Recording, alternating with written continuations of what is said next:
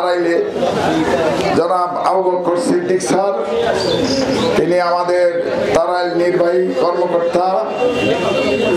তিনি আশা করি যে আমার মনে হচ্ছে যে উনি অনেক ইয়াং, ভবিষ্যৎ ওনার অনেক উজ্জ্বল, সেটা আমাদের তারাইলবাসীর মাধ্যমে এটা প্রচার হবে এবং প্রসার হবে।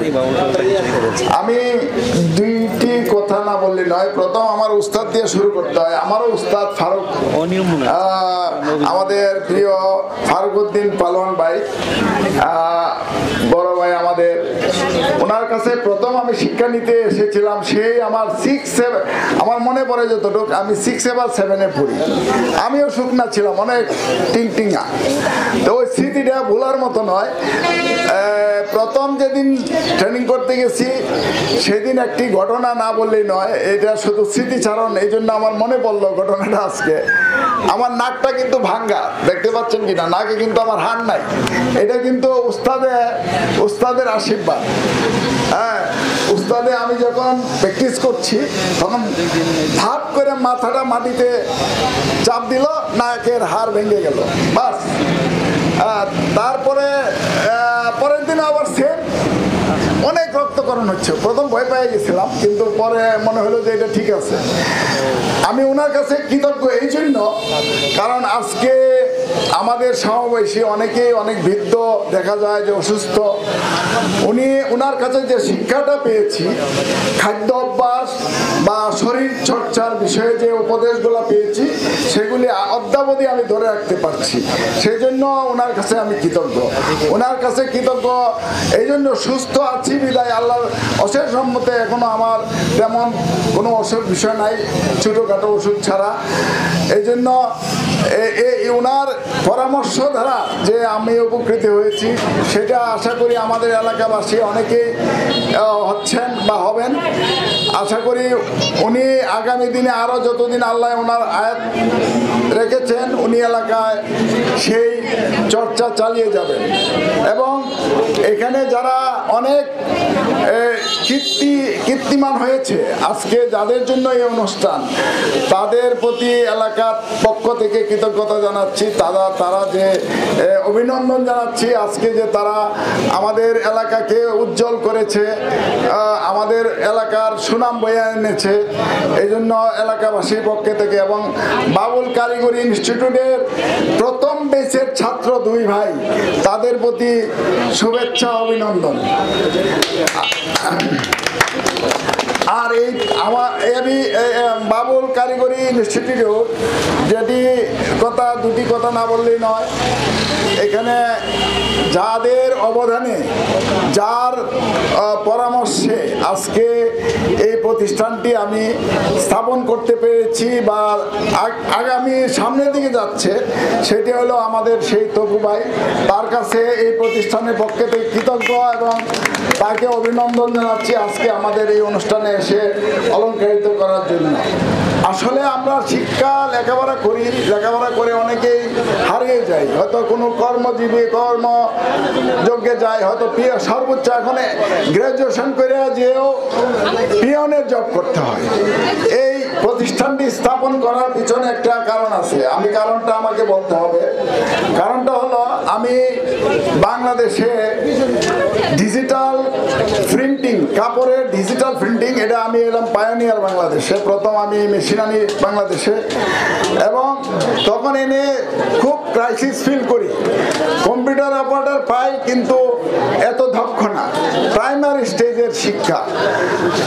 এই পর্যায়ে কিন্তু আমাদের তারায় কয়েকশো ছেলে আজকে বিভিন্ন প্রতিষ্ঠানে কাজ করছে, যাদেরকে আমি ট্রেন করেছি, যারা আমার প্রতিষ্ঠানে জব করে আজকে বিভিন্ন জায়গায় ভালো ভালো অবস্থানে তারা জব করতেছে।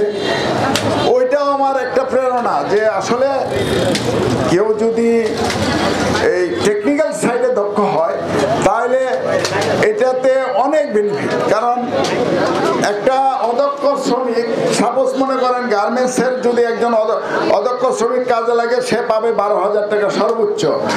আর যদি সে 2-3 মাস সেখানে কাজ শিখে যায়, সে পাবে, শুরু হবে 15,000 টাকা থেকে। অর্থাৎ তার প্রমোশন খুব দ্রুত হবে এবং সেই প্রশিক্ষণটা নিয়ে গেলে সে প্রচুর, তার ডিমান্ডটা যেমন চাকরি অভাব নাই এবং পয়সাও বেশি পাবে। আর আমার এলাকায় আমি জানি, আমাদের এলাকায় অনেক দরিদ্র, অনেক মধ্যবিত্ত ফ্যামিলি যারা এখানে অনেকেই আছে, তাদের সংসারের খরচ চালানোটাই কঠিন, যেখানে লেখাপড়া চালানো তো দূরের কথা। সেই জন্য আমাদের এইখানে এই উদ্দেশ্য করে এই প্রতিষ্ঠানটি করা, যে এখান থেকে একজন দক্ষ শ্রমিক হলে যে কাজটা হয়, আমাদের দেশে হোক বিদেশে হোক সারা পৃথিবীতে দক্ষ শ্রমিকের এত চাহিদা, সেটা আমরা ফিল করি। আমরা যেহেতু আমার কয়েকটি প্রতিষ্ঠান আছে আমি চালাই, সেখানে যে কর্মদক্ষ যারা শ্রমিক তাদের যে ডিমান্ড আর অদক্ষ যারা তাদের ডিমান্ড রাত দিন ফারাক। একজনে যদি $200 $300 বেতন পায় বিদেশে গিয়ে, একজন দক্ষ শ্রমিক গেলে সেখানে $500 থেকে $1000 পর্যন্ত প্রাইমারি স্যালারি হয়। সুতরাং এই এলাকায় যারাই আছে সবার প্রতি অনুরোধ থাকবে, তোমরা দেশে বা বিদেশে যেখানে চাকরির উদ্দেশ্যে চেষ্টা করো, তোমরা অবশ্যই একটা প্রশিক্ষণ নিবা, কারিগরি প্রশিক্ষণ। সেটা তোমার ইচ্ছা যেদিকে টানে সেদিকে নিবা।